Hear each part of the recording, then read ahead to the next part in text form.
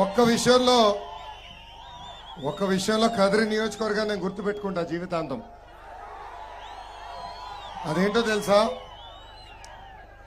బహుశా భారతదేశ చరిత్రలో పాదయాత్ర చేసిన వాళ్ళు ఎవరికీ చేయి నొప్పి వచ్చి ఉండదు, నా ఒక్కడికి వచ్చింది. దానికి కారణం ఇక్కడున్న కదిరి ప్రజలు. ఆనాడు నియోజకవర్గంలో అడుగుపెట్టిన దగ్గర నుంచి అసలు ఒక తాత నా చేయిని ఇంటికి పట్టుకెళ్ళిపోదాం అని గట్టిగా లాగాడు, ఇంకా నొప్పి అలానే ఉంది.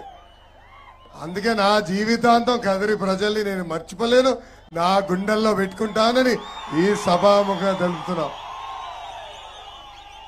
ఈరోజు మహాశివరాత్రి అయినా ఈ శంకరామ సమావేశానికి వచ్చేసిన పసుపు సైన్యానికి, జన సైనికులకి, ప్రజలందరికీ పేరు పేరున నా హృదయపూర్వక నమస్కారాలు.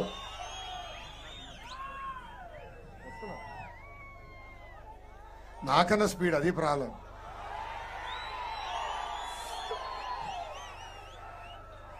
నేను చూస్తున్నా అసలు ఉమ్మడి అనంతపూర్ జిల్లా జోషే వేరు.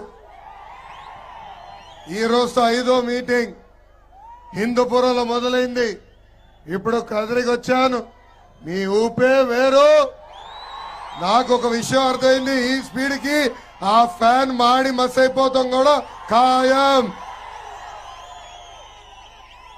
ప్రపంచంలోనే గొప్ప ఆధ్యాత్మిక కేంద్రం, ప్రశాంతి నిలయం ఉన్న పుణ్యభూమి అనంతపురం జిల్లా. లవ్ ఆల్ సర్వ్ ఆల్ అని సేవా భావం ప్రపంచానికి నేర్పించిన బాబా సత్యసాయి గారు పుట్టిన ప్రాంతం ఈ అనంతపురం ప్రాంతం. మన జిల్లా ధర్మవరం చీరలు ప్రపంచం అంతా ఫేమస్. అంతేకాదు అనంతపూర్ జిల్లా ప్రజలు నమ్మకాన్ని రొమ్ము చేయరు.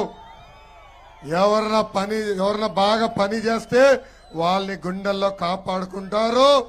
ఎవరన్నా జగన్ లాగా తప్పు చేస్తే తోలు కూడా తీసే శక్తి అనంతపూర్ జిల్లా ప్రజలకు ఉంది. భూమి కంటే ఎక్కువ భారం మోసేది మహిళ. ఈరోజు మహిళా దినోత్సవం సందర్భంగా ఆంధ్ర రాష్ట్ర వ్యాప్తంగా ఉన్న మహిళలందరికీ నా 2 చేతులు జోడించి నేను నమస్కరిస్తున్నాను. మొన్న ఆంధ్ర రాష్ట్ర ముఖ్యమంత్రి మహిళలతో మీటింగ్ పెట్టాడు. ఆ మీటింగ్ లో పదే మహిళలకు అందరికీ అనేక సంక్షేమ కార్యక్రమాలు చేశానని గొప్పలు చెప్పుకుంటున్నాడు. ఈ సభాముఖంగా జగన్ ని నేను కొన్ని ప్రశ్నలు అడగాలనుకుంటున్నా. మొదటిది, బాబాయిని చంపింది ఎవరు?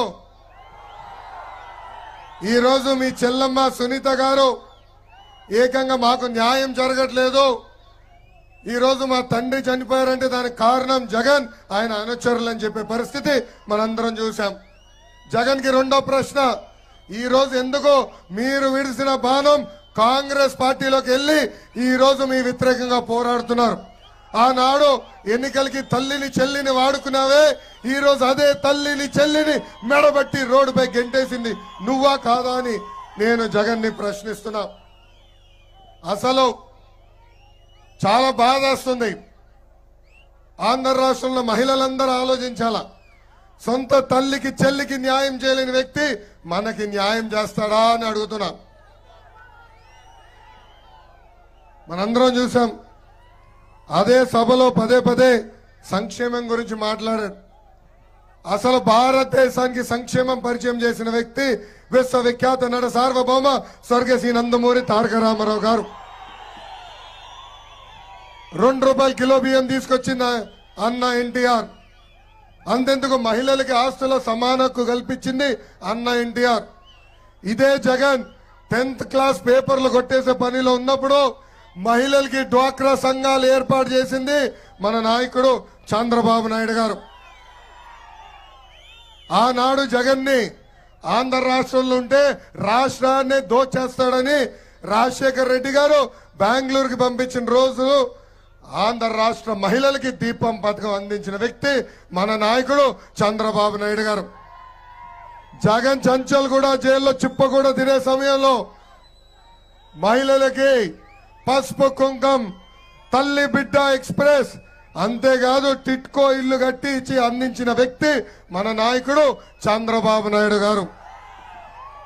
ఇలా అనేక సంక్షేమ కార్యక్రమాలు మనం చేశాం. ఈ సభాముఖంగా జగన్ మహిళలకి చేసిన మోసాల గురించి కూడా మాట్లాడాలి. మొదటి మోసం, సంపూర్ణ మద్యపాన్ నిషేధం చేసిన తర్వాతనే ఓటు అడుగుతా అన్నాడు. చేశాడా తల్లి? లేదు. రెండో మోసం, 40 సంవత్సరాలు నిండిన, క్షమించాలి, 45 సంవత్సరాల వయసు నిండిన ఎస్సీ ఎస్టీ బీసీ మైనారిటీ మహిళలకి పెన్షన్ ఇస్తా అన్నాడు. ఇచ్చాడా తల్లి? లేదు.